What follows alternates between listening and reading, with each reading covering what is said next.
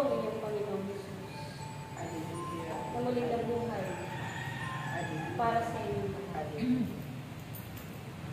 Nais kong makita ang inyong mga ngiti.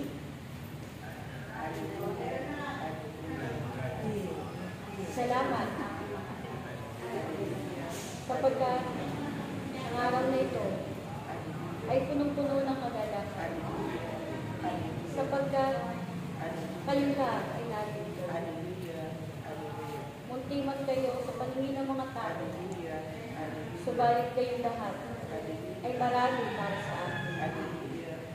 Sapagkat marami na kayong nagawa para sa amin. Marami na kayong napagtagumpay ang bagay. Kaya naman, para sa akin, kayo ay marami aking mahal. Kumbaga, ang isa sa inyo ay kakakbas na ng 20 para sa akin. Kaya naman, kayong lahat ay marami para sa akin. Kaya aking mga anak, nais ko na kayong lahat ay magalak sa araw-araw na inyong buhay. Ay lagi niyo akong kasama sa inyong mga gawain upang kayo ay laging magtagumpay. Sa pagising niyo pa lamang sa umaga, ako na ay inyong tawagin. Sapagkat ako ang inyong Panginoon na muling nabuhay, ay nabuhay upang kayo ay laging magtagumpay sa inyong mga gawain. Sapagkat kayo lahat ay aking pinili, hindi upang magdusa, hindi upang laging magsakripisyo. Kayo ay aking pinili at pinirang upang kayo ay pagkalooban ko ng karangalan at katagumpayan.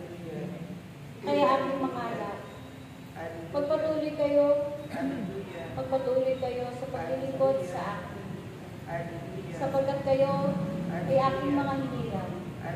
Kayo ay aking itinakda noong pangalan ng buhay. Kaya naman, kayo'y magalak.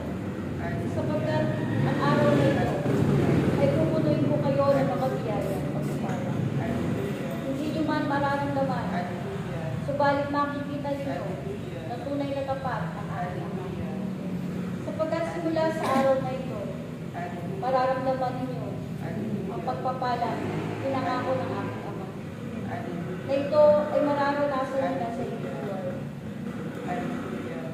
Sapagkat hindi lamang sa material na bagay kayo dapat nakatingin.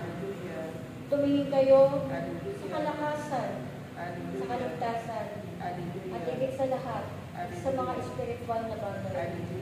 Sapagkat kayo pupunuin ko ng kapangyarihan.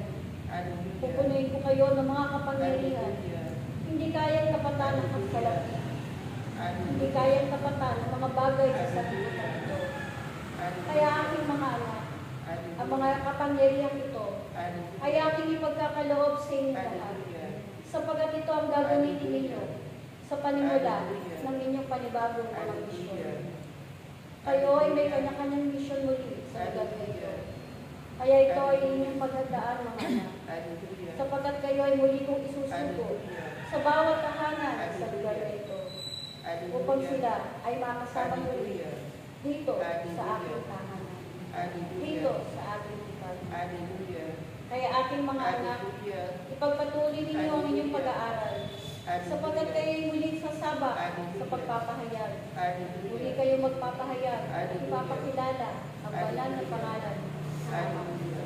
Kaya aking mga anak, naway magpatuloy kayo sa pag-aaral. Basahin niyo lagi ang aking salita. Sapagkat ito ang magpapalalim ng inyong marunungan. O mga anak, nasa inyo na ang karunungan. Kaya lang, hindi niyo ito hinahasa.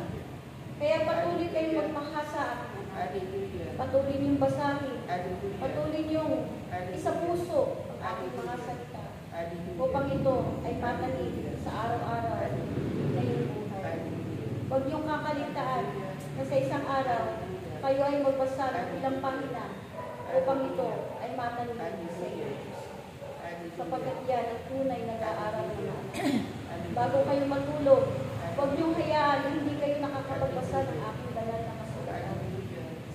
kapangyarihan ang magtatanim sa inyong puso. Naway, naunawaan ninyo mga anak, ang aking pinatatubilin sa inyo. Kaya aking mga anak, maraming salamat at muli tayong nagtipan sa araw nito. Salamat at muli niyong inihakbang ang inyong mga paa upang kami ay inyong matupad. Maraming salamat sapagkat patuloy kayong nag-alay ng inyong buhay para sa ating ama. Naway ang pagpapala ng aking ama ay patuloy sa may lahat. Maraming salamat. Maraming salamat.